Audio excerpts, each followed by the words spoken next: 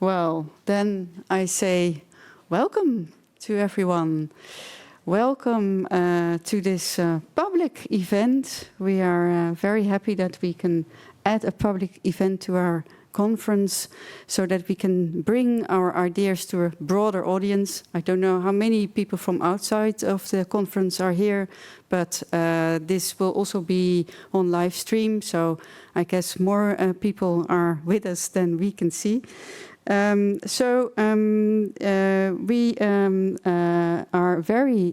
are even more happy that we have found two big names within the field, within the historical field, to give a lecture for us. Simon Burrows. Simon is a distinguished British, Australian and New Zealand historian, and Marisa Linton from London. They're both specialists on the French Revolution, and both will speak about character assassination and illiberal elements. And Simon Burrows is a professor in history and digital humanities at Western Sydney University, and currently a visiting Radboud excellent professor for 5 weeks, I understood. So, and Marisa Linton is a professor emerita in history at Kingston University of London. I always just like to mention a couple of their publications because they're highly recommendable, I can tell you. I really love their work. I admire them. That's why I'm so happy that they're here. Among many other publications, Burrows is the author of Blackmail, Scandal and Revolution, London's French Liberalists, 1758-1792, and that was published in 2006 already. And Linton is the author of Choosing Terror, Virtue, Friendship and Authenticity in the French Revolution, and that was published in 2013. And you very recently published another book called Terror, the French Revolution and its Demons. Sounds very intriguing, but I haven't read it yet. So, the program is quite simple. It's as follows. Simon starts and talks for half an hour. Marisa also talks for half an hour. And we ask you to save up your questions until they have finished. And because in total we have 1.5 hours, and the final hour there's time for questions, and then I will walk around with a microphone. And then we have drinks, and that's where the real discussion will start, I think. So, Simon, the floor is yours.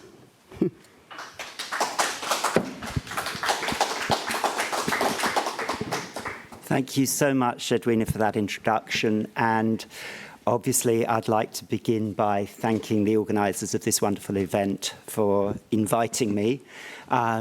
It's really great to have an opportunity to rethink in some ways some of my earlier work, and particularly Blackmail, Scandal and Revolution, and what I had to say there within the context of character assassination, which is something I guess I've looked at without labelling it that since very early in my career, initially doing some work on émigrés who disapproved of the French Revolution, but particularly Napoleon and his so-called Black Legend. So the chance to come back to this is really a bonus. It's even more of a bonus because initially I wasn't sure I could afford the time away from Radboud to come here. I do have to depart tomorrow, which I apologise for, and everyone whose papers I missed today, because I was the idiot who left their adapter back at the hotel and had to leave and miss a couple of sessions. So if you've not met me yet, grab me over drinks and tell me any comments, but please make them nice because I've not yet had anything to drink. So I guess we'd probably better move on having said that, but it certainly has been a very interesting event from the bits that I've managed to see so far. So I'm going to talk loosely about diplomats and character assassination, or particularly a group of character assassins that some French diplomats had to deal with in London on the eve of the French Revolution, and some of the discourses around despotism that grow out of that. So I guess my research question, I think in terms of grants these days, what is my research question, is basically, as the French Revolution approached, in some quarters at least, I think it's been exaggerated, we can say that the monarchie temporée of l'Ancien Régime France came to be portrayed increasingly, in the words of Robert Darnton, who many of you will know has had more than one debate with me. But here I'm going to pick up on something he says. I think we can definitely say a degenerate despotism. He has tended to emphasise, as have many other historians, the degenerate side, I would suggest. Tonight I'm going to talk more about how the despotism side develops. And I have my doubts about some of the degenerate elements being publicised quite as much as Danton and many other historians would say. So how did this happen? Despite attempts at reform and, I'd suggest, a general respect in France for its courts and public opinion coming from the government, public opinion being a relatively late comer, but certainly Louis XVI was very open in claiming that he should always listen to and follow public opinion at one stage, though obviously he didn't stick with that till the bitter end, as I'm sure Marissa may have things to say. So Danton's answer to how this degenerate despotism came about has actually evolved through various stages. I've put two of them up there because they're more the ones I'm engaging with today. In The High Enlightenment and Low Life of Literature, he very famously suggested, that we should look at a history of literature from below, which he thought would be more interesting and more revealing. And he suggested that certain libelous texts, for example, attacking the monarchy, particularly under Louis XV. He was very careful initially to avoid talking about Marie Antoinette and the last years before the Revolution, though that changed in 2010 with the book I've not mentioned here, which was The Devil in the Holy Water. But he argued that these books basically desacralized the French monarchy by showing the degeneracy of court life and the country's political leaders, associating it with scandal and so forth. And then he elaborated on that in his famous forbidden bestsellers of pre-revolutionary France, which emphasized certain texts, which he argued circulated very widely through looking at a supposedly representative French publisher, the Société Typographique de Neuchâtel.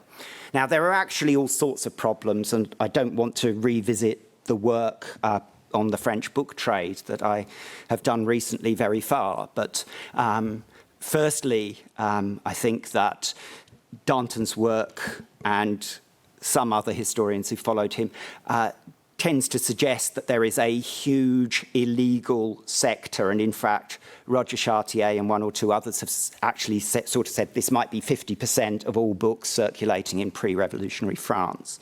I've done a load of number crunching around the sources we've got and comparing them and deriving numbers, and this is my best estimate for what the illegal and quasi-illegal book trade looks like in terms of total numbers of books. There's a big appendix which explains how I got to those numbers and did the number crunching. But broadly speaking, of the illegal sector, and I think they may be right that it was half of all books, maybe 3 million out of around 30 million are what might be called libertine books in Danton's sense. But those libertine books actually are mostly innocuous books of erotic poetry and other genres, much more than the sort of books that Danton emphasized that are attacking the monarchy. And we can show also that as the revolution approached, French measures at control actually drove many of these illegal sectors out of the market. So this is an investigation of where books confiscated at Parisian customs of pirated works from abroad, which were seen as problematic, how they were brought under control. And we see a much, much lower numbers confiscated from abroad as time goes on. We can also chart the pornographic works, defined very carefully, sold by the Société Typographique de Neuchâtel, Danton's publisher. We databased the entire publisher's archive in a very well-received digital project and showed that after 1777, the measures against piracy, strangely enough, which involved the appointment of inspectors, that trade fell away. So they're just three of many, many graphs and visualizations that come out of my later work. But the biggest problem of one part of this argument about desacralization, a part that's been addressed by many of the greatest French and American historians of the generation above me and Marissa following Danton, concerns libelle pamphlets attacking Marie Antoinette, supposedly pornographic attacks on the Queen, which were said to play a very large part in this desacralization. Now, in Blackmail, Scandal and Revolution, particularly the 5th chapter, I took that apart, particularly arguing that actually all the extant copies of works that we knew about had actually been through the Bastille. They had been confiscated or seized, I might say, or more often bought up from the blackmailing writers in London who produced them deliberately to try to extort payments of fees from the French government. And they've come down to us because the French government, being a bureaucratic state, although it destroyed most copies of these works, always kept a few in the Bastille silos. Come the revolution, the Bastille is overthrown. These books are liberated. They appear with statements saying things like, this book was found in the Bastille, in their revolutionary editions, which are a bit of a giveaway that the suggestion was they didn't circulate otherwise. And I'll come back to that a bit later. So this is my graphing of the 5 main titles that were produced or written before the revolution that actually exist in some form of another. You can see nearly all of them are listed in a 1790 inventory of the Bastille as copies having been inventoried, but in one or two cases they're not there, but one of them was in a different register of works in the Bastille, so we know it was held there, but they'd all been spirited away by the time the inventory was made in 1790. We know a lot of books circulated from that archive that were stolen and pilfered at the time the Bastille was taken. And one survives in only a single copy in Austrian archives, and there's every reason to think there were never any other copies of that. It was taken there by Beaumarchais, who's actually, despite what the Beaumarchais think, is almost certainly deeply implicated in its production, working with a libelliste in London who'd written against Louis XV's final mistress, Madame du Barry, and received a blackmail payment and became Beaumarchais' main agent in London, and there's a huge number of very suspicious circumstances around Beaumarchais' jaunt across Europe, his tale about this person who's never been identified as having existed, who supposedly produced this libelle, the coincidence that he took a German servant with him, the fact that the pamphlet itself attacks all the people whose favour that Beaumarchais wanted to raise, and there's every sign that there was a cover-up when when Sartine, the minister who'd employed him, came to be suspicious of what had happened, but decided that this was someone who'd be really useful for running guns to the Americans and a useful agent. We can also say of other Marie Antoinette titles who were mentioned in the very rich literature about these pamphlets and their circulation before the revolution, that several of them, according to eyewitnesses at the time, and the fact there are no extant copies, appear never to have been printed.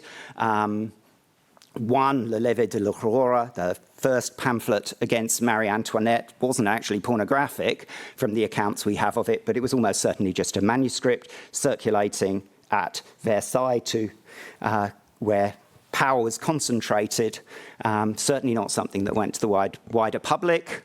And then we've got the two that exist, the bottom two, the Histoire d'un peu français, which is said to be a really serious work. Actually, it mentions one scene where this French louse is the hero of the story, travelling around and hearing the political classes talk and so forth. At one stage, he climbs onto Marie Antoinette and falls down her cleavage, and that's as pornographic as it gets. We don't get a big description and so forth.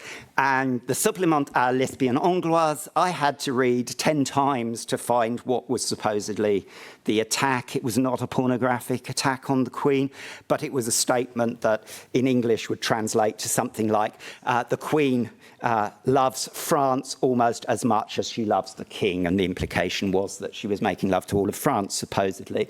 You had to have a pretty poisonous mind to pick that inference up, in my view. As I say, it took me many times reading, and I think I'm quite attuned to those things. So the earliest evidence for the circulation of these books against Marie Antoinette in book trade sources is actually this confiscation record shown here, and I've got also the records that we have from the STN about when it traded, and this is the memoirs of Madame de la Comtesse de la Motte, the only anti-Marie Antoinette libel to be circulating in print widely before the fall of the Bastille, but it actually only appears published in London on or about the 2nd of February of 1789 after a long attempt to sell Madame de la Motte's silence. So that's really where I got to in one sense, but in another sense, I think that it is still worth talking about these liberalistes who the French government were chasing, and that they had a much wider significance in a number of ways. So one of the key things that we can say is that diplomats in London had a real problem chasing these people and being attacked by these people. The most extreme case, the one I'm going to concentrate on for much of this talk, is the quarrel between the Chevalier d'Eon, not usually seen as a liberaliste, but definitely making character assassination attacks against the Comte de Guerchy. So serious were these character assassination attacks that he gets Guerchy indicted in a British court for attempted murder and assassination, almost certainly trumped up. And certainly on the basis of a lot of evidence which was clearly fabricated when placed under historical scrutiny. In the Tort affair, the Comte de Guin faces accusations and has to defend himself over a 7-year period in pamphlets, having been accused by his secretary, Barthélemy Tort, of being the person who was actually orchestrating Tort's insider dealing on the Falklands crisis. This seems particularly unlikely in actual fact because Tort and his collaborators lost a great deal of money, so their insider information actually failed them, whereas had they been paying more careful attention to the ambassador, maybe they'd have done rather better in speculating on the market. The Comte de Noailles, I've missed out an L there, apologies for that, described his run-in with Languet, famous journalist, but also someone who tried repeatedly to extort favours with threats from the French government, usually about allowing his journals and publications to circulate inside France, but also involving some of his court cases.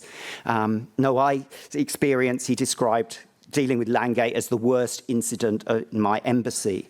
The Comte d'Adhémar put his entire reputation and career at risk. Great friend of Marie Antoinette's, and he's involved very actively in the pursuit of the diamond necklace conspirator, the Comte de la Motte, the husband of the woman who produced the memoir that I just said was the first attack on Marie Antoinette before the revolution to be circulating, and also in chasing the Comte de Cagliostro, the unfortunate charlatan who is also a victim of the diamond necklace affair conspirators because they tried to cast blame on him because he unwisely boasted that he could turn base metals into diamonds. And when a whole load of diamonds appear in the possession of the de la Motte, they try to suggest that Cagliostro made them and so forth, or pretended that he made them. And Chargé d'Affaires, Barthélemy, future director in the French revolutionary government after Thermidor, is accused in the British press of also being involved in attempts to trap Cagliostro. So those are the people I'm going to try to talk about. What should we say to contextualise this? Firstly, I think we should remember in thinking about this that the position of the French ambassador in London is a highly prestigious and important one. Therefore, in some cases at least, particularly Gurchy, who we're going to talk about, the appointment can be a political one of aristocrats with no previous experience. A recipe for success there, I think. Ambassadors in London were perplexed by British lawlessness and political culture. Many of them struggled to get their minds around it, and when they did, they had to explain it to their paymasters back in Versailles. In particular, they found it almost incomprehensible how lawless London was, that there was a lack of a police force in the capital, and there was no political will to create one, that the elite tolerated this lawlessness to a large extent. They didn't generally at first understand press freedom as it was developing, the sophistication of the British public sphere, which allowed much more freedom of comment than was the case inside France, despite what some French press historians have suggested in the literature. They didn't understand how attacks on the elite and even the king in some cases seemed to be so tolerated. They struggled with this, understanding the danger, I think, of trial by independent jury, that the government couldn't actually force through a judgment in a case, and they certainly struggled with the concept of a loyal opposition. They assumed that the opposition was conspiring against the king and the government, and potentially revolutionary. And we've got to remember that the start of this period is only a generation, of course, after Bonnie Prince Charlie and the Jacobite rebellion, so maybe that's not so strange. The one exception, the man who very quickly grasped it, is the renegade Chevalier d'Eon, who I've got shown here, of course, very famous for his mid-career change of gender. One of the most documented early cases of a transition, but much debated. So, d'Eon's background, then, is important here. He's the lowest rank of the titled nobility. He's a mere chevalier. He does have some powerful connections. He has an uncle in the police who probably provides him with information on his enemies, and another who is Archbishop of Paris, the notorious Christophe de Beaumont. He's a man who's written some relatively minor works of political economy. He puffs himself up about it, but they're not of the first rate in the opinion of most commentators. He's fought in the 7 Years' War. He's done some minor diplomatic missions, but very importantly, he's a member of the Secret du Roi, the idiotic, secret network that Louis XV has to pursue a policy to put his cousin, initially at least, to put his cousin, the Prince de Conti, on the Polish throne, in diametric opposition often to the stated foreign policy of the foreign ministry, who's unaware of this. And of course, this is going to come unstuck. He's not the only ruler in the period who does this. I think Alexander I of Russia, if I remember, has something similar. But it's usually not a good idea to have two diametrically opposite policies. It may make you feel clever as a ruler for a little while in fooling everyone, and I've got the power to have two policies, but it really doesn't work very well in the end, and it all comes unstuck, particularly in the person of d'Eon. d'Eon is sent to London in 1762 to help the Duc de Nivernais to negotiate the Peace of Paris with England. But at the same time, he's got a secret letter from the king, not just a secret order, but a secret written order. Louis XV is not coming across as very bright here, is he? And this secret order says, while you're negotiating peace routes, scout some secret invasion routes from the south coast up to London. So next time we're at war, we can invade. And d'Eon uses this as a piece of collateral to defend himself over time to come, because he figures that if the British opposition get their hands on it, particularly British generally, it may lead to war, and Louis XV may not be so keen on a war immediately after a war as disastrous as the 7 Years' War. There's an added piece of leverage he's got, because he's got his diplomatic papers, and the British government was very lenient with the French after the after the Peace of Paris. That's generally accepted by historians. And it seems to be that what they were thinking was, if we're nice to them in peace, they won't make war on us again, which actually has quite a good historical rating. When you think about some of the pieces in history that have been more generous to the conquered people, or defeated people rather, not fully conquered ones, they have often proved stable. But in this case, all it leads is the British opposition are convinced that the French have bribed the British government. It's not true, but that's what they believe, and reasonably rationally. So d'Eon gets some ideas above his station at this point. He's got this collateral. He resents the appointment of an aristocratic nonentity, Gurchy, over his head. He may already have had, he certainly writes later that at one of the battles of the 7 Years' War, Gurchy had failed to come to his unit's aid with powder and so forth when they were under attack. He presents Gurchy as an incompetent coward. So they may already have had a run-in and not liked each other, though he doesn't say that till quite late in their debates.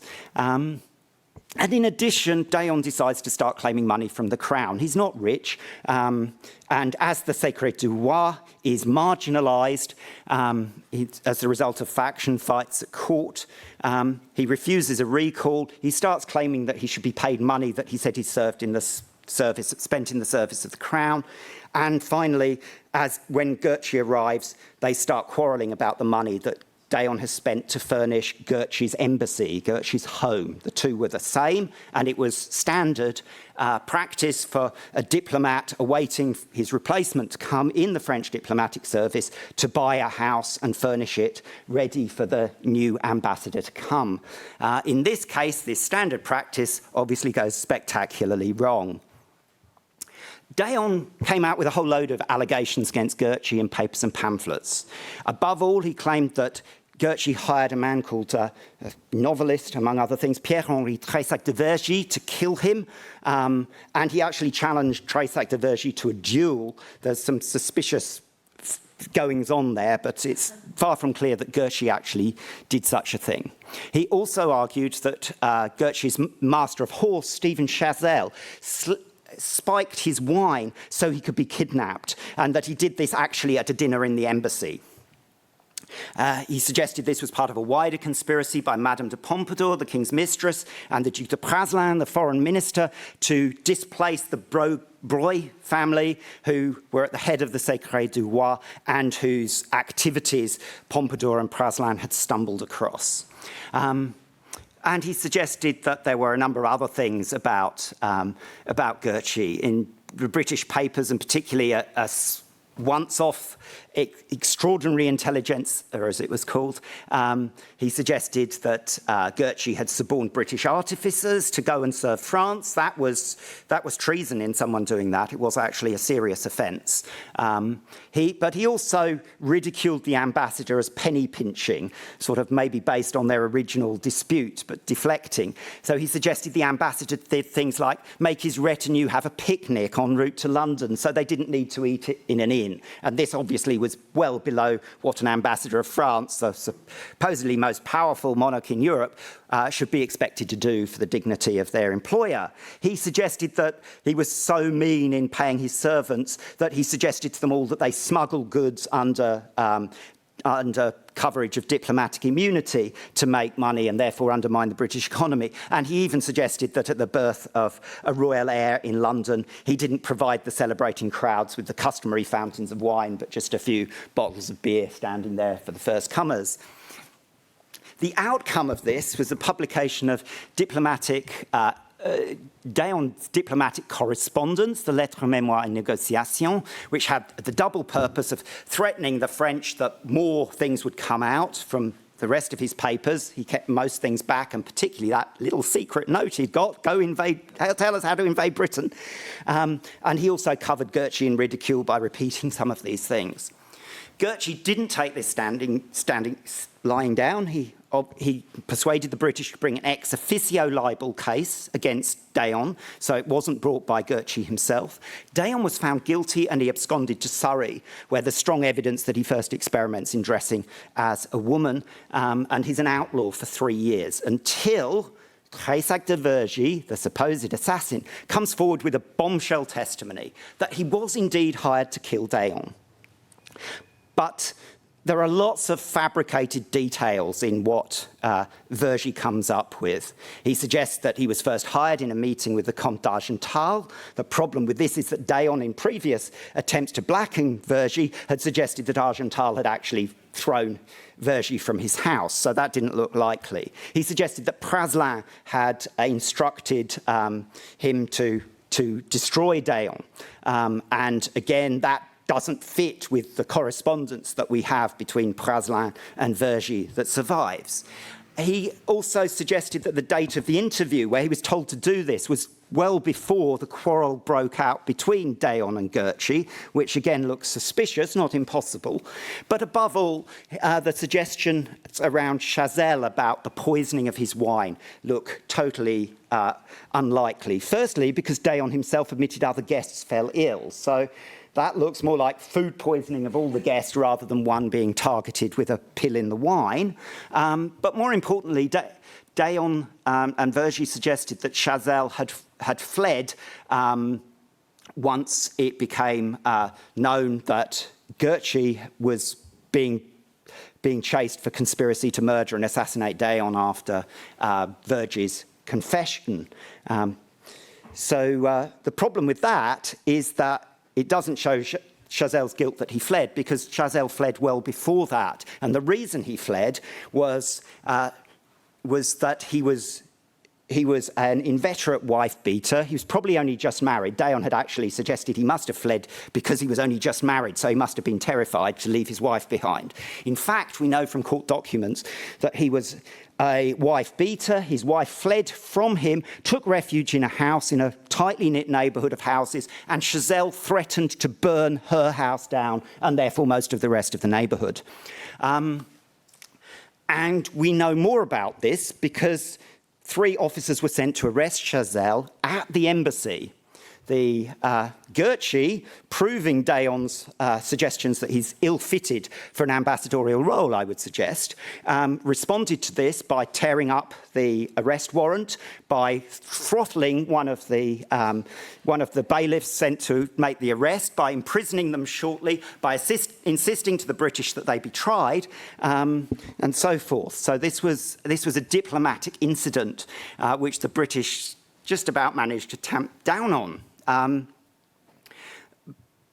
But following what Vergy said, the Attorney General, against the wishes of the rest of the government, felt the evidence was strong enough to bring a case, and a grand jury indicted Gurchy for conspiracy to murder and assassinate Dayon. There's an effective character assassination if there ever was one. And at that stage, the British government got really very, very nervous. This was the equivalent, effectively, to in France, where judicial power stemmed from the king. To do something like that would clearly be inciting war against another country. So the British moved it to King's Bench and let it stand in stasis, so the case doesn't actually get resolved. But shortly after, Gurchy is recalled, he's snubbed at Versailles, and he dies in disgrace just a few weeks later. So Dayon's rather won that battle. Now, of all the things that Dayon talks about, all the allegations he makes, perhaps the most credible one is that there was a real attempt afoot to kidnap him, and that's reported a lot in the British papers, and there's a number of different stories about kidnappers and boats on the Thames waiting to take him and so forth. And the reason this is credible is because there's a long series, as I've got here, of attempted or successful kidnaps of French dissidents, about one a decade, a couple in the 1750s, slightly more in the 1770s, but all against Thévenot de Morande, who's Danton's archetypical liberalist, the one who wrote against Madame du Barry. And most of these attempts are unsuccessful. Most of them become notorious, whether successful or not. And they are reported in the press of the time. They're reported in pamphlets, sort of underground pamphlets that do circulate both inside France and elsewhere. And they receive renewed oxygen in many cases in the revolution as well. So I've basically listed the key ones. One case that isn't listed there, because it doesn't seem there was a kidnap involved, is the Pelleport affair of 1783. And Pelleport, Lafitte de Pelleport, was a minor French noble who threatened a series of libels against the Queen, or it seems that Pelleport is behind them. It's generally accepted. The French police come to that conclusion. Everyone who's looked through the documents has tended to come to that conclusion, and I do too. And he goes into cahoots with a Genevan bookseller in London called Boissière, who had also worked with Morand on previous attempts to extort libel payments. He publishes a book against high society figures, but not the king and queen themselves, called the Petit Souper de l'Hôtel de Bouillon. The French send a police mission against him under a guy called Receveur, and failing that, they send Beaumarchais' old rival, a corrupt magistrate called Gersman, to try to silence Pelleport. The French ambassador, this is the image shown here, or rather the minister plenipotentiaire Dumoustier, actually hires Morand to work with Receveur to show him the ropes. They have him talk to lawyers about what might be done in the aftermath of the affair, and so forth. And eventually, Pelleport and Boissière panicked, exposed Receveur, the police officer, in a pamphlet that inspires the London mob to riot, and Receveur flees from London on that occasion. In the aftermath of the Pelleport affair, I thought I'd missed out a picture somewhere, Pelleport publishes an account of this, very embroidered account, that attacks Vergennes, the foreign minister, Dumoustier, Receveur, and Morand for all this espionage and chasing dissidents and so forth. The French attempt to pursue Pelleport and Boissière before the law. They attempt to change the British laws with some encouragement from inside the establishment, but particularly Morand and his employer Swinton and the embassy involved in an elaborate attempt to lure Pelleport back to France, where he's arrested immediately and embastilled. At the same time, the future revolutionary Brissot, who will appear in Marissa's talk, was also arrested on a trip to France and embastilled for 3 months, and we know that that was on information that Morand sent, false information, deliberately false information that Morand sent to the French police.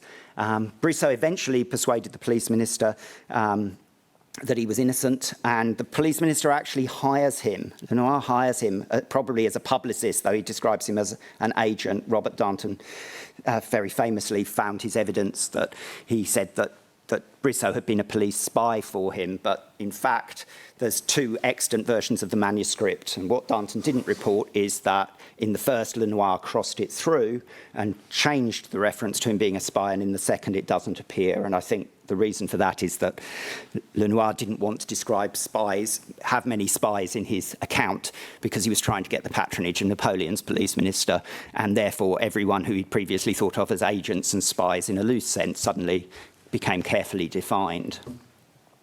So what? Well, Danton speculated Brissot and his ilk felt degraded by the need to resort to political pornography and serve as police agents, and that they grew to hate the regime in their guts. I love that phrase. He's such a colourful writer. Other historians have suggested that's a very suspect psychology and speculation and so forth. I hope what I offer seems slightly better based speculation. I think that if we start with Dayon's story and treat him as representing the liberalist, a story which, like Brissot's career, didn't actually involve peddling pornography, whatever Brissot was accused of, that we find other possibilities. Dayon instead used character assassination to neutralise enemies and the threat to publish diplomatic secrets to leverage payment protected by British opposition politicians and the London mob. Where Danton's explanation emphasised degeneracy, Dayon alleged despotism, i.e. that the monarchy had departed from the tacitly accepted norms of monarchie tempérée, that it had become, if we like, illiberal within the standards of the 18th century. This is typical of reporting and accounts of the London Liberalists, especially in their dealings with French ministers. I think what makes this possible, in a sense, is a divergence of French and British cultures that takes place around the beginning of my story in the 1760s, which facilitates the depiction of France as despotic, particularly in Britain, where it wouldn't otherwise have been so obvious. One reason for this is the Wilkes affair, which we don't need to go into detail with, although D'Eon is described as the French Wilkes in some documents, even at the time. And that affair, after many, many tergiversions, many twists and turns, leads to the abolition of general warrants. And a general warrant was a warrant for arrests to do with a political affair, often used in cases of libel, where they didn't put the names on the warrant and they could fill them in after the event. So that was the sort of English equivalent of the French lettre de cachet, the arbitrary arrests. And once that goes, then a contrast between England, which land of liberty without lettre de cachet, becomes possible. At the same time, the defeat of the Bute ministry, Bute being a favourite of King George III, at the beginning of George III's reign, shows very clearly that it's Parliament's support that is necessary for a Prime Minister to be able to operate. So at that stage, while the King still has a choice of Prime Minister, he is ultimately the King's chosen minister, there are limits upon that. And finally, in 1768, there's an opening of the Parliamentary Press Gallery. I feared I'd go over. Marissa, will you let me just finish? So the results, I think, of all of this, British government after the 1760s have less freedom of action when diplomats from France ask for interventions, including changes of laws and policing plans. French policing of extraterritorial dissidents now appears attacks on British liberties as well as sovereignty.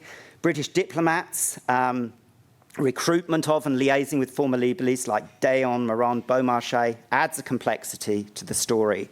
And diplomats are well aware of the dangers of hiring ex-liberalistes. I've got a long quote there about employing Morand that uses every bit of the diplomat's craft to suggest, I'm not suggesting you employ him, far from it. That's not the sort of thing I do, but it would be really useful to employ him and we might get something from him and it'll keep us safe from him attacking us.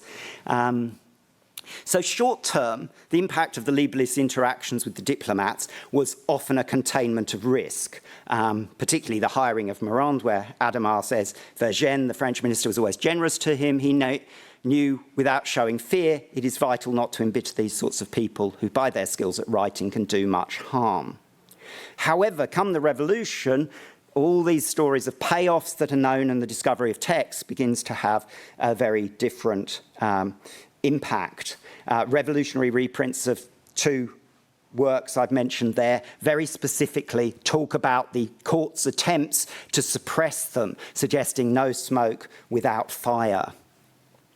So the publicity given to tales of clandestine attempts to police liberals beyond Bourbon frontiers suggests that for the French monarchy is a boundless despotism. True or rumoured stories of kidnap and attempted murder help to frame more extreme or exaggerated depictions of monarchy as Oriental-style despotism. And these combine with the parlementaire denunciations of government actions in moments of conflict, such as the Maupoux crisis and exile of the Parlement, to sort of sustain this idea of despotism.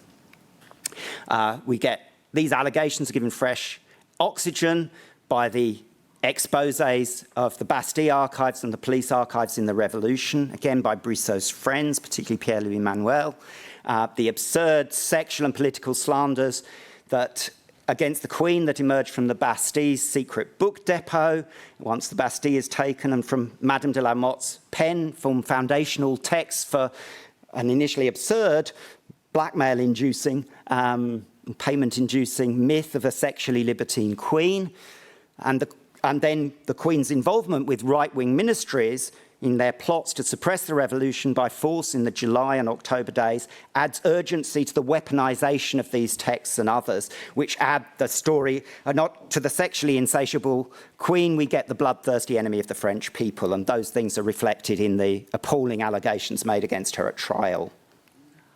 I think there is a campaign, just to summarise, Morand, the liberalist, runs campaigns against many leading revolutionary figures before and during the revolution. Brissot and Morand probably trade attempts to get each other killed off during the September massacres and then Brissot's trial. And I've suggested perhaps that Brissot's conviction that Europe's peoples will rally to a war against despotism is fueled by some of his experiences of character assassination and persecution and his understanding of despotism and where it goes. So the wider significance, I might suggest, beyond the revolution, Brissot used to assert that Morand used to boast that he could destroy in an hour the reputation of 50 years standing, which sounds typical Morand, though he denies it. And I think that the key message that comes out of this is that regimes sense to employ such men who are complicit in creating a world where truth is inherently negotiable, create inherent instability in any system. And I'll leave it there. Thank you very much for your patience. Thank you so much. Such a rich talk, and we could listen to you for hours and hours. Yes, but I was imposing it on you. You added a completely new angle to our character assassination conference, I think, because character assassination as a strategy to neutralize your enemies, that's a completely new element, I think, that we haven't had just yet. So thank you very much. Marisa, oh, that's probably mine.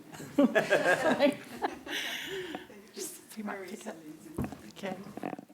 I'd like to start by thanking Edwina and the conference organisers for letting me have this opportunity. It's lovely to be here this evening.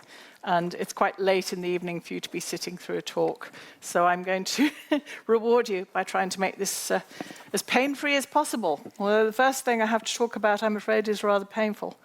So this is my title. I was always the first to denounce my own friends. Sorry, it's not me, it's a quotation. Virtue and denunciation in the French Revolution. Okay, so this is the painful thing. When you think of the French Revolution, unless you're a specialist, a real specialist, the first thing you're likely to think of is an instrument of death. That is the guillotine. So I've put it up here, a contemporary image, so you won't feel cheated or hard done by. So just to say a couple of things about it. There were earlier versions of something like a guillotine, surprisingly. One was the Maiden, which they used in Scotland from the 17th century into the 18th. It wasn't as efficient as the French version. Okay? The French version was really super cool. Joseph Guillotin is the man who invented it. And the modifications that he made to make it more effective at killing people very, very quickly, and as far as they knew, painlessly, so they said, was a slanting blade, like a razor blade, which is much more effective than a blade like that. And the other one was that they had embodied a device to strap people down so they couldn't wriggle about and basically the blade miss and hit the back of your head or something else. I know it's really horrible, but the idea was that it would be quick. It was also, as they saw it, egalitarian. So you're not having one form of death for the nobles and the rest, another form of death for the commoners. So in that sense, it's democratic. And it's, as I say, swift, unlike the forms of execution they had in the Ancien regime. So it's part of a rejection of torture and protracted execution. Obviously, from where we're sitting, it doesn't look like that. And it is a very horrible and macabre thing. It's also very spectacular. And there's a whole kind of theatre of the guillotine. And I think in that sense, the revolutionaries themselves are partly responsible for the way we see it, because they talked it up. They made quite a big thing of it, and I think the reason why they did that is partly to show their power, or the power, rather, of popular justice embodied in the guillotine. So it's something supposed to show that they're strong, and they make quite a lot of it. Although, in fact, it wasn't used, as I will show you in a moment, as much as you might think, but it certainly has that wow factor. Okay, they didn't use it at the beginning of the revolution either, and that's a misnomer. So if you're ever watching some corny old film, you know, or the Scarlet Pimpernel or something, the idea that they started guillotining people in 1789, complete tosh, of course. What happens in the revolution, to try and cram 3 years into like 30 seconds. The first revolution of 1789 is much more moderate with a constitutional monarchy. But things escalate, and they escalate partly because a war is declared with Austria and then Prussia, April 1792. And I can't go into the reasons for this. You're welcome to ask me, but it's a huge subject in itself. This radicalizes the revolution. It leads to the overthrow of the monarchy in a pitched battle at the Tuileries Palace on the 10th of August 1792, and it leads to the meeting of a new assembly, the National Convention, which meets on the 20th of December and declares France a republic. And this is the moment when the radical revolution really steps forward. And it's after that that they start thinking about using the guillotine, although even then they hesitate for some time. The first victim, the first political victim, is, of course, sorry, if I was teaching, I'd stop and wait for you. No, it's too late in the day. You can't answer me. You can't answer me. It's the king. It's the king. 21st of January, 1793. They made a bit of a mull of it, but I don't think I'll go into that because it was new and they weren't really sure what they were doing. Anyway, we don't need to know about that. Okay, so as Edwina says, I've recently written, I co-wrote, in fact, with Michel Biard, I can't leave him out, French historian, a book on terror and what we mean by terror. And this talk isn't about that, but I just want to raise it as a subject, just so that you know this is something I'm interested in and that other historians are interested in also. And what I wanted to show in this book was that really when we talk about the terror, we're not really always sure what we mean. It's a very easy term to use, and because you use that term, you think everybody's on the same wavelength, they all mean the same thing.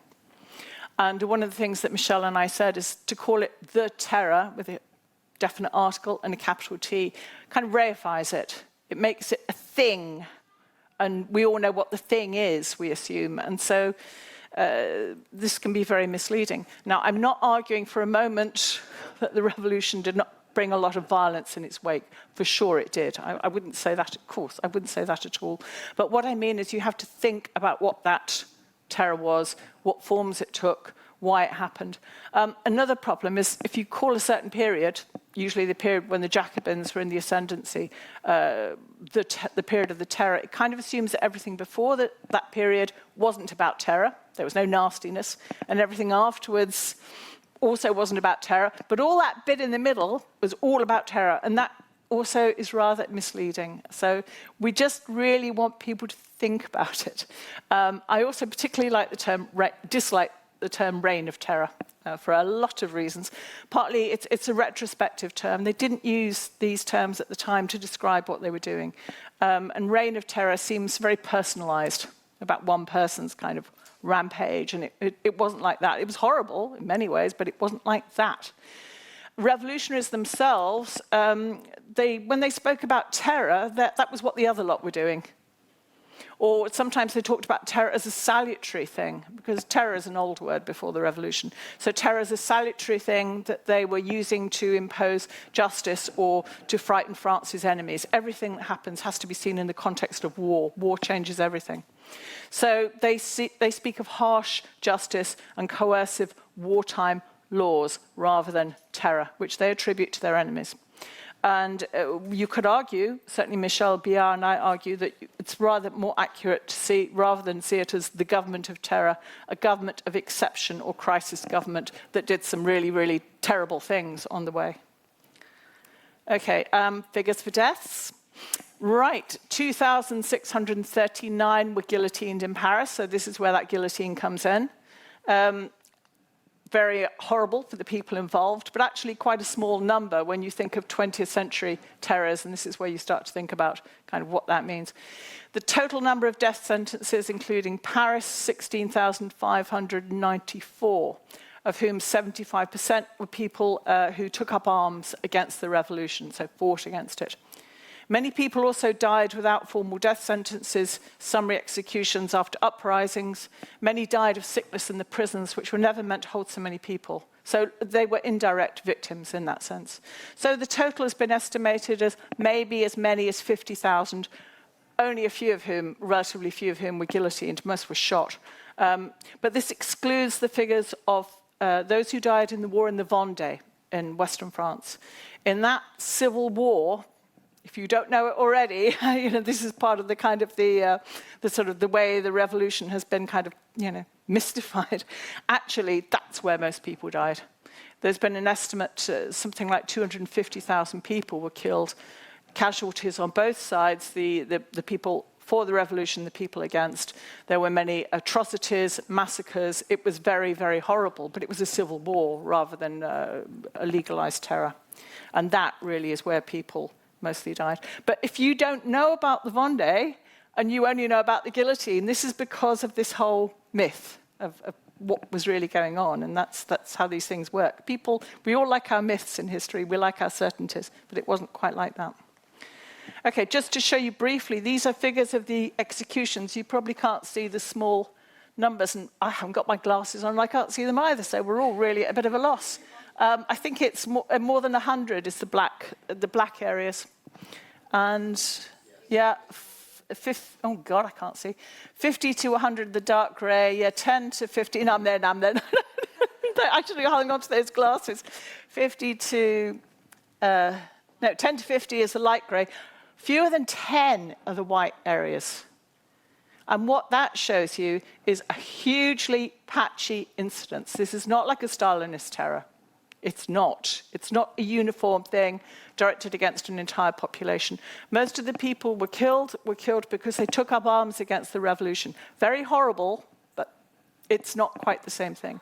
By far, the greatest number, of course, were in Western France. I've already mentioned in the Vendée and 3 departments around it, which is where the overwhelming number died. But in some parts of France, it didn't seem like terror at all until after the event, when they realized this is what had happened. And there, just to show you again very briefly, this is just a map of the fighting, both war and internal war areas of conflict. And you can see that the incidence of deaths really corresponds very closely to those. So areas on the frontiers, areas in the west, the area around Lyon, where there was a major revolt, down in the south, in Marseille, Toulon, which was handed over to the British. And these are the places where most people died. So the war and terror have to be seen in conjunction with one another. Now, I'm going to get to the politics, and for the rest of my talk, I'm talking about the politics and the chaps at the top. It is mostly a chap talk tonight.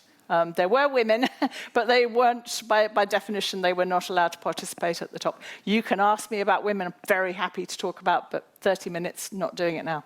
Okay, so I've spoken about the National Conventions. This is the Revolutionary Assembly, which is voted for by the closest that France had ever come to a democratic vote, although monarchists did not vote, so you can't call it entirely democratic. But the National Convention set up a number of committees to do a lot of the regular work. And of these, there were 2 that were most important. One was the Committee of Public Safety, which people often find an amusing term, considering what they did. They had power and responsibility, which was shared collectively. There were 12 of them, later 11, because one came under suspicion, was arrested and guillotined. The man on your left is Robespierre, Maximilien Robespierre. He was one of those 12. The one on the right is Louis-Antoine Saint-Just, who is also very famous. I mentioned him this evening. And they were 2 prominent members, but there were 10 others. This is important to remember. It was a collective of power. Robespierre certainly was an important voice, and he liked to be an important voice. But within the committee, he was one of 12. He was one of 12. And they didn't by any means let him have it all his own way. There was also another very important committee, the Committee of General Security, which was in charge of policing in the prisons. But the convention retained the power of voting for laws, including laws on terror. So those conventionnels, the men of the convention, also bear their responsibility for what happened. This is important because afterwards a lot of people said it was just that Robespierre. It was only him. We were kind of forced, or we were this or that. It's not like that. It's not like that at all. This is a collective action, even though people, obviously, many of them regretted it afterwards. But there's a whole thing about scapegoating Robespierre, which is not to say that he was innocent, far from it, but he was not the only one, for sure. Okay, there were what happened to that Y? Sorry. There were high expectations of revolutionary leaders, and I think this relates to your subject here. The first is that they should be men of virtue. Now, by virtue, they meant, in this political sense, that they should think only of the public good. They should not be personally ambitious. They should not go into politics because they want to make money or get power. They should not be prepared to be financially or politically corruptible. They should be prepared to put the public good before all personal ties, including family and friends. So for those of you, you've got some classicists here, haven't we? So it's like Cicero said, yeah, the public welfare is the highest law. Nothing is more important than this, yeah? You know this, you classicists. The revolutionaries all knew it too, because those sorts of men all had a classical education, so they knew very well their Cicero. They knew that importance. But it wasn't enough to talk about being virtuous. The revolutionaries became increasingly aware that often there was a gap between what political leaders said and what they did. And so that gap really disturbed them. I mean, yeah, you all know about it, of course, because you're all used to living with politicians, so we almost expect our politicians to lie to us. In the UK, we really expect it. We really expect it. But the revolutionaries, although they despised the old regime, they thought that they would be different, and it was important to them to be authentic. That is, that they should not just speak the rhetoric, they had to be genuine in their actions. There should be no gap between what they said and what they did. And this is really central to how they were meant to appear. This lovely image from Goya, yeah, you may... Yeah, some of you can. Yeah, you can see it. Fine. That's Saturn devouring his own children. This nightmarish image. One of the oh dear, something's happened there. So sorry about that. One of the revolutionary leaders, one of the Girondins, Pierre Vernier, 13th of March, 1793, made a warning. He said, "We have reason to fear that the revolution, like Saturn, will devour all its own children." Now, what he means by that is that revolutionary leaders themselves may turn on one another and become victims of one another, including denunciation, character assassination, and literal assassination. So everything else that I'm going to talk about relates to this. The revolutionaries were also genuinely very afraid of conspiracy.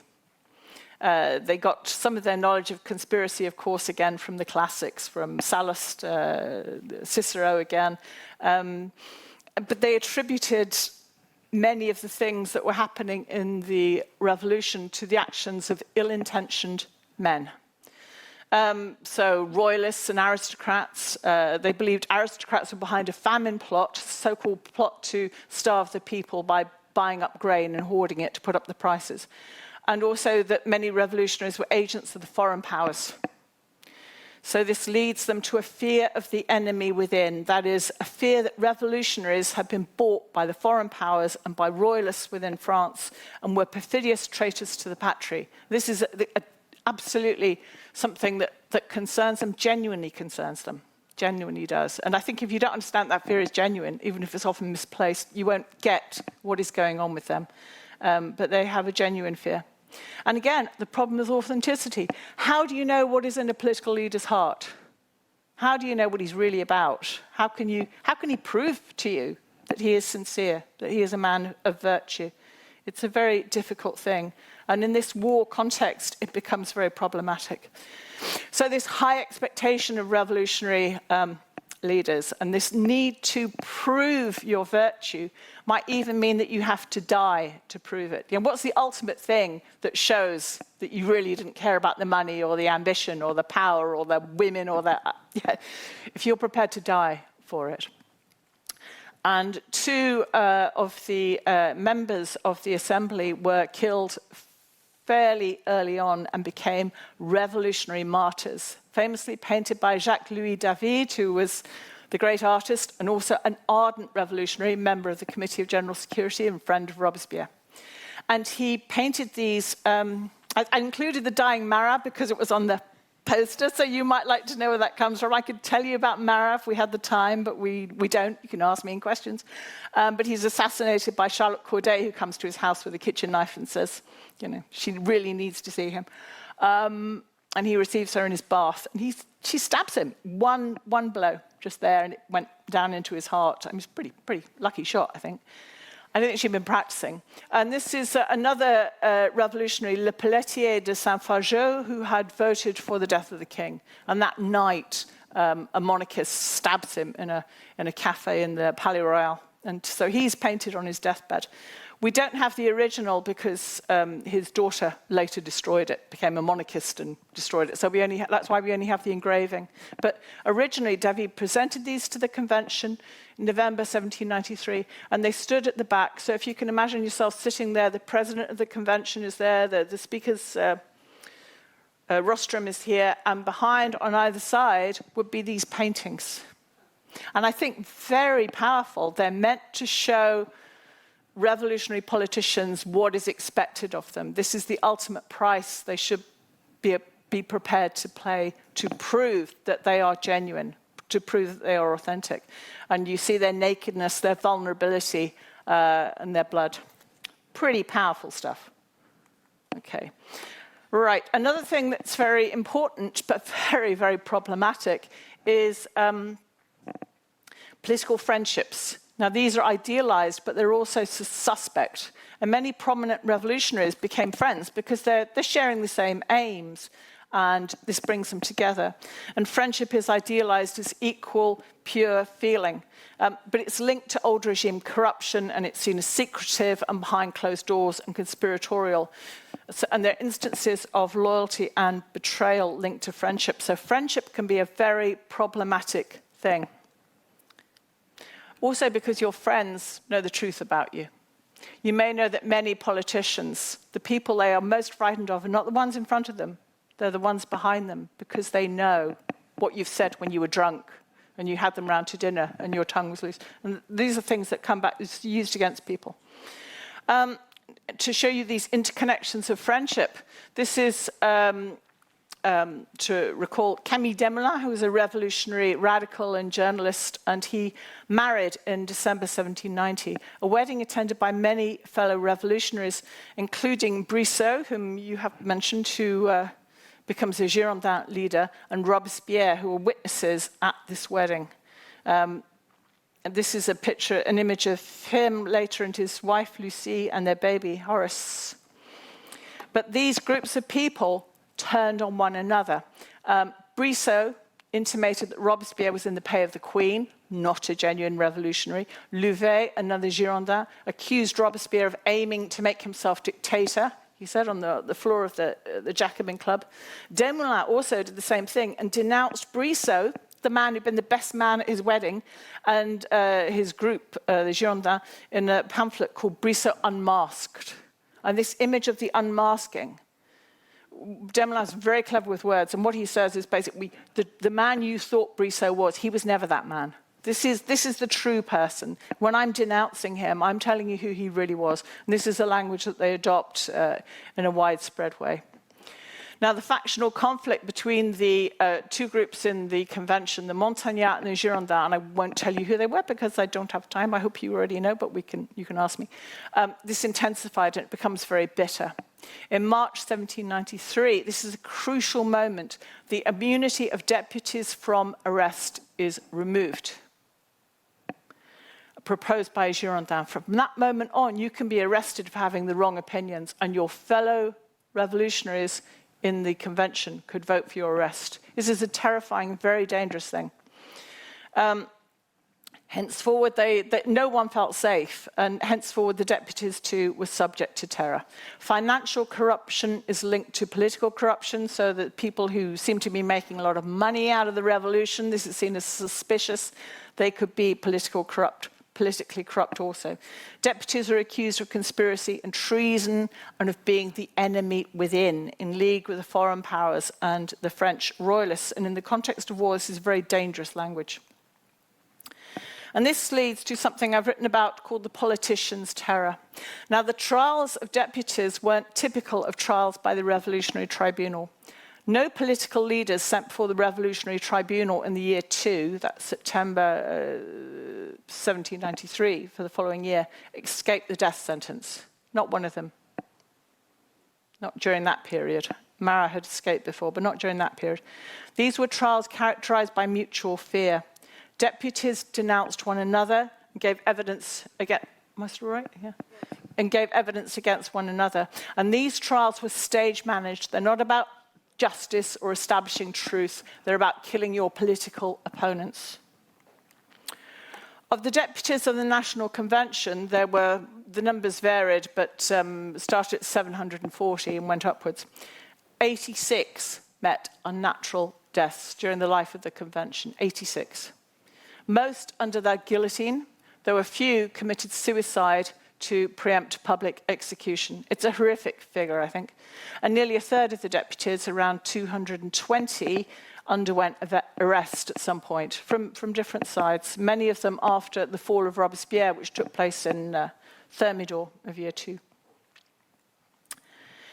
So this led to this phenomenon, includes the arrest and subsequent indictment and execution of the leading Girondins, including Brissot, who is up there in that image. Saint-Just said the majority of Girondins were misled, not conspirators. He hardens his language later. But their fate was sealed by Federalist revolts and the assassination of Marat. And they're condemned to death. Desmoulins, who had written that pamphlet against Brissot and others against the Girondins, he has a change of heart when he sees his former friends condemned to death. He collapsed when he heard the judgment, and he said, "It is my Brissot unmasked which has destroyed them." So it's like he didn't quite realize, he's quite a character, Desmoulins, he didn't quite realize the consequences of his own words until that moment. But he's also in a horrible, messy, and intolerable situation. He's not always an edifying person, Camille Desmoulins, but sometimes he was very brave, sometimes he was pretty appalling, actually. But he was struck by this. Okay, I don't want to talk about the foreign plot because I think I want to give us some time to talk. Just to tell you, there was this kind of uber conspiracy fear called the foreign plot, and lots of revolutionaries were meant to be part of it. I know it's so important, Simon, but heck, we can't. Okay, but there was an idea that lots of revolutionaries were in kind of groups together, united. They've been bought by Pitt, the British Prime Minister, and they've been undermining the revolution from the beginning. And this is linked to personal corruption, the idea that there are revolutionaries who are in it not because they believe in the politics, not because they're virtuous, but to make money and to get positions in the new regime, because all the old regime positions have been destroyed. The revolution creates lots of new ones, but you've got to be the right person to get the new jobs. Okay, so just in closing, I'll talk about this most famous case of all. It becomes known as the Danton affair, after this man on the left, Georges Danton. He's not really a looker. He was famously ugly, so my students always used to remark, poor Danton. Anyway, and this is another image of Camille Desmoulins on the right. And these were meant to be ringleaders of a plot by Montagnard, who had been in favor of terror, but had turned against it, led by these two men. Now, the details of it are very murky, but it is said that these two men wanted an end of terror, clemency, and an opening of the prisons. I say it's murky because there's a lot going on. At the same time, Desmoulins was under attack. His integrity, in turn, was under attack. And he had to speak at the Jacobin Club to defend himself. And he was asked about the moment that I told you about when the Girondins were condemned, his friends, and how he wept. And he says, of the 60 people who signed my marriage contract, the people at that wedding, I only have 2 friends left, Robespierre and Danton. All the others have either emigrated or been guillotined. 7 of the 22 were the 22 Girondins condemned. 7 of the 22 were among these friends. It is surely pardonable that I showed my sensibility on this occasion. He's desperately trying to justify himself. He goes on. I was always the first to denounce my own friends. From the moment that I realized that they were conducting themselves badly, I resisted the most dazzling offers, and I stifled the voice of friendship that their great talents had inspired in me. That's so powerful, that, and it's traumatic. I mean, it's absolutely traumatic. He's right as well. He had denounced a lot of his own friends. I mean, that is actually true. don't know how much he understood the consequences, but he certainly had done it, and it was done to him too. Right, the fall of Danton and his friends. So they're said to be an indulgent group seeking clemency. And Camille Desmoulins begins, I said he was a journalist, he begins a new newspaper, the Vieux Cordelier, which is critical of the Committee of Public Safety, of Terror, and of the sans-culotte spokesman, Hébert. And Hébert and his group, in their terms, also were critical of the Committee of Public Safety. In March 1793, the Committee of Public Safety decided to get rid of both groups, a sort of quid pro quo. Very, very nasty business. In March, Hébert and his group were arrested, indicted, executed, and Danton and Desmoulins thought they kind of defeated them, but actually it's not to be at all. And a few days later, the night of the 30th to the 31st of March, Danton, Desmoulins, and 2 other deputies were arrested. They were arrested before the decree by the convention was passed to authorize their arrest. Did you notice that? Very, very sneaky. But it was not just Robespierre. This is both the committees who get together and they make that decision. We don't know exactly the circumstances. It was very fraught. You can ask me about it. But Robespierre... Oh, here we are. No, we don't look at that. Don't want to look at that either. Sorry. OK. Right. Robespierre had, in fact, this is a proof of a page of the Vieux Cordelier with Desmoulins' corrections. Robespierre himself had read and approved the first 2 issues. And we know that Robespierre hesitated for some time because one of the other members of the Committee of Public Safety, Billaud-Varenne, on the day that Robespierre was arrested, said that Robespierre had initially tried to defend Danton and Desmoulins from arrest, saying, you want to destroy all the best patriots, and kind of went crazy to try and defend Danton.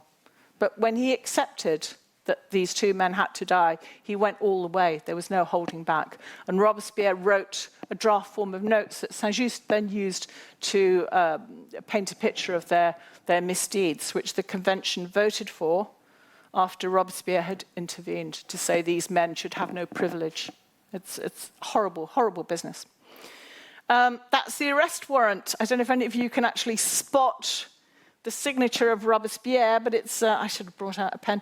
It's just to the right of the little stamp. That tiny little thing is Robespierre's signature. But you can see it bears the signature of many members of both the committees. You know, they knew that they needed to sign this one as a joint enterprise.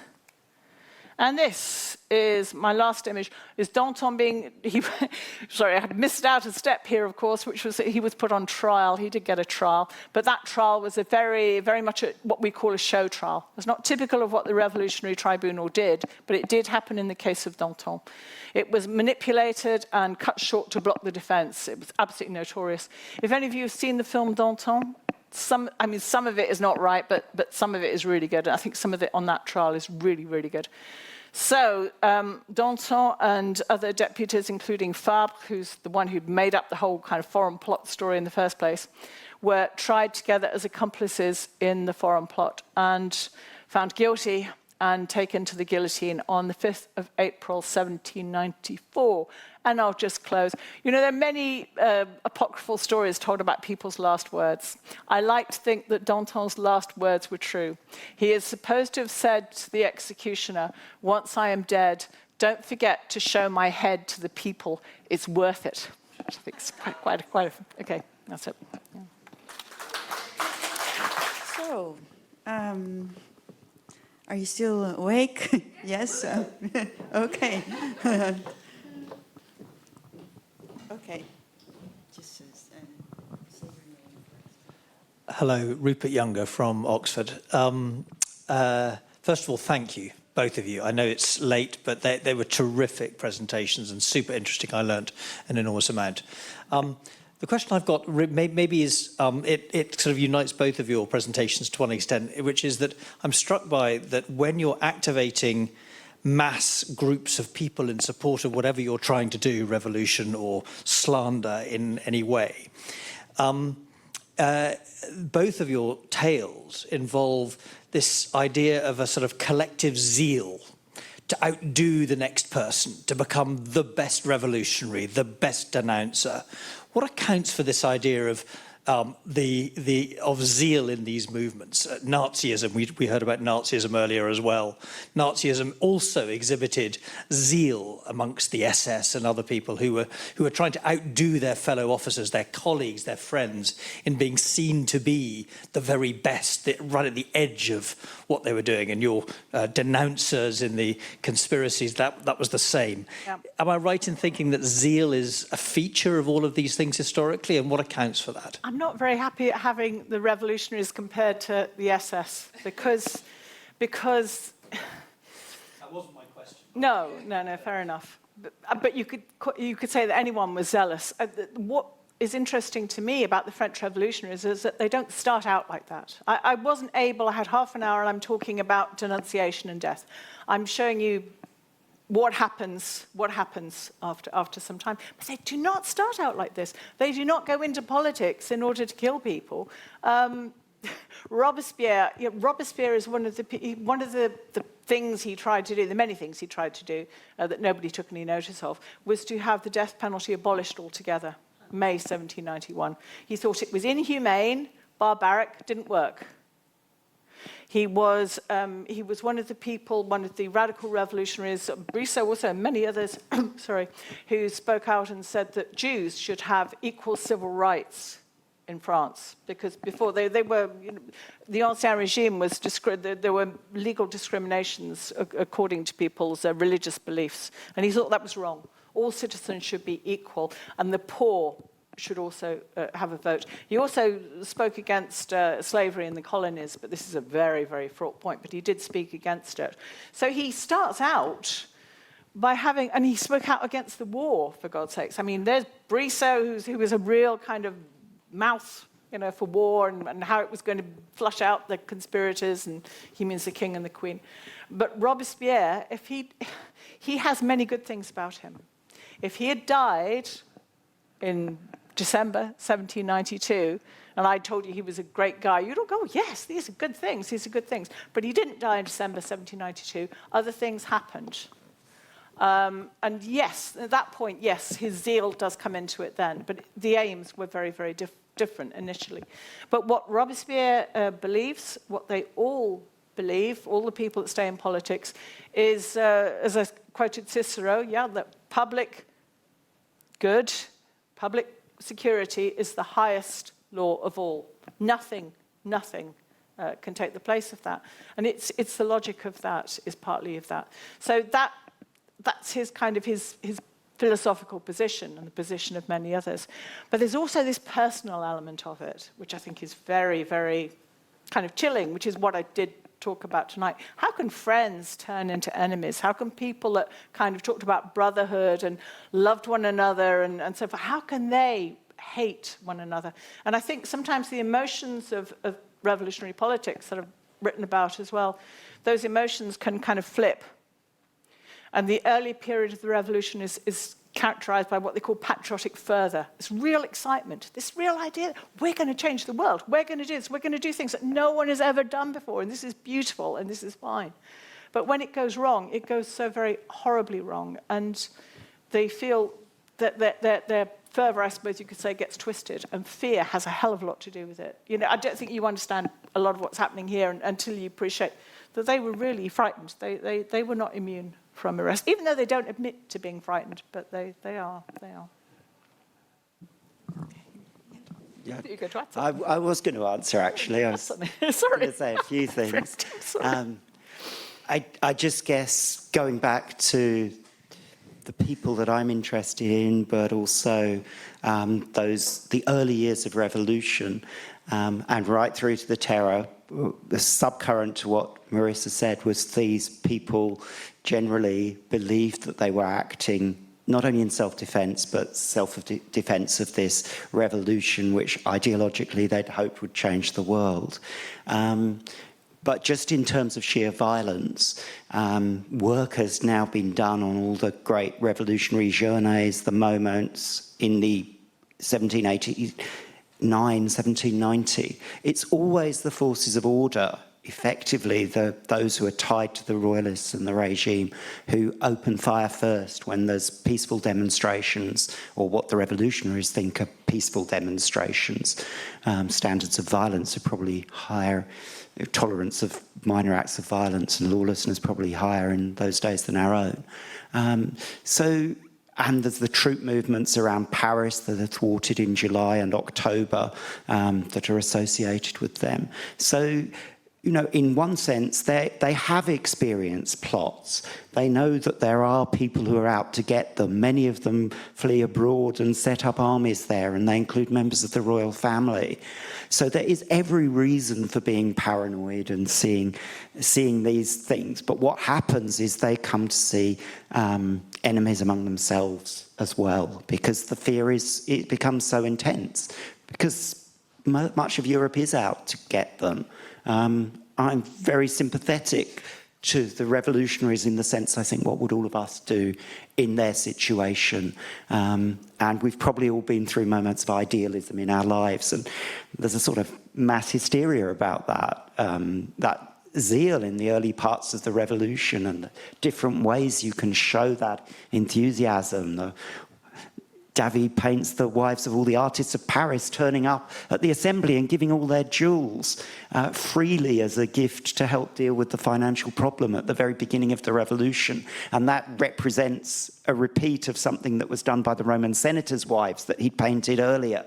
And I think that sort of one gives what one can to the revolution to make this better world, to make the country better at the start. To see that repeatedly appear to be thwarted, and that to be able to blame your enemies for that violence early on, even if it's more often young boy soldiers who paranoidly pull the trigger themselves because they think they're under threat from these things, leads inevitably to an escalation, because for the revolutionaries it really does look as if they know there are members of the court who are definitely out to overturn this revolution, but it looks time and time again, perhaps accidentally as much as deliberately, as if violence is being inflicted on them.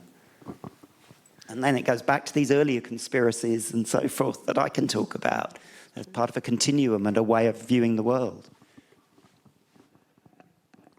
Thank you so much for your comments. My question is, we've seen these very complicated, convoluted plots and conspiracies and imaginary plots and character assassinations and paranoia. Why is it that, given the level of detail and knowledge and kind of this historical perspective, that later movements inspired specifically by the French Revolution did not take the human nature and all these historical precedents into account, because future events were identical and repeated everything with almost identical details. You just have to change the names, dates, and details. Oh, big question. I'm going to duck that because I do pre-revolution. You can answer that one. Thanks a bunch. Well, sorry, the risk of sounding trite, people think they would do it better. But it's true, yeah. So they will learn from the mistakes. Marx says, they will learn from the mistakes of the French Revolution. He studied it a lot, of course, but he thinks that they went wrong in so many ways, and I can't even, it's too late to talk about Marx tonight, isn't it? They didn't hit on the important thing, which was the economic motives of society and the class struggle. And so he thinks the revolutionaries' idea that everybody could get together, like they do in the Fête de la Fédération, and people of all classes can get together, and noble ladies will mix with common peasant women, and this will all be lovely. He thinks that's sort of so much romantic tosh, I suppose, really. Yeah, it's not based on hard science.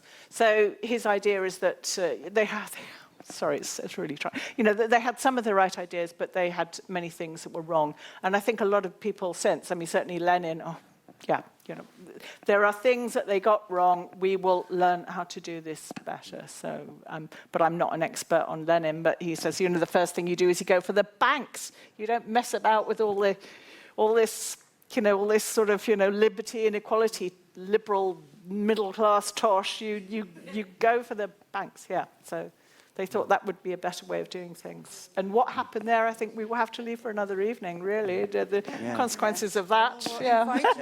I guess you could also add that as a progressive in an age of illiberalism, of still emerging more democratic systems, you tend to have to be for the revolution. That is what's frightening elites into reform when it happens non-violently in the 19th century. Obviously, they try to buy off the people they enfranchise as well, and they do that in many ways, by making societies better. But, you know, progressives in states that are still illiberal, that still aren't democratic, don't necessarily have anywhere else to go as well. You know, we forget over and over and over again, it seems to me, one of the, you know, as historians, isn't the basic lesson about democracy is it's superior to all other forms of government because we can bring about change without bloodshed. And that wasn't true for many of these people who are organising revolutions and thinking they can do better in the 19th century. And it's really important. Have a space, but you need to have a space in which people can talk about politics and feel safe to talk about it and make mistakes, and the mistakes don't get them labelled as traitors. That's why I quoted that bit from Saint-Just on the Girondins, because I think that's like a stage. Because he accuses some of them, he's told what to do by the other committee members, and he accepts the remit, as it were, and he says, well, some of these people were wrong, and they're guilty, and they must be judged, but some were just misled, and who can ever say he hasn't been misled? And he says this, but later, when he speaks against the Dantonists, he's much tougher, and it's as though they go through this sort of stage where they did know this stuff, once they knew it, but in the kind of frenzy of the revolution and what's happening, and I think you do have to remember all the time that war is going on all the time, they forget, they lose sight. We have one final question. Okay. Keep it brief. Yes, very quick. Jean-Paul Marat. If I were a professional character assassin, I'm not. But I would have said, Jean-Paul Marat, he had it coming. For enticing violence, for just being illiberal, just what do you say? Do you want to answer that one? He's quite a character assassin himself, of course. Yeah, he'd done a lot of that. He did say that he made a point of saying he was always motivated by virtue in denouncing people. So this is, you know, this is how he tells himself.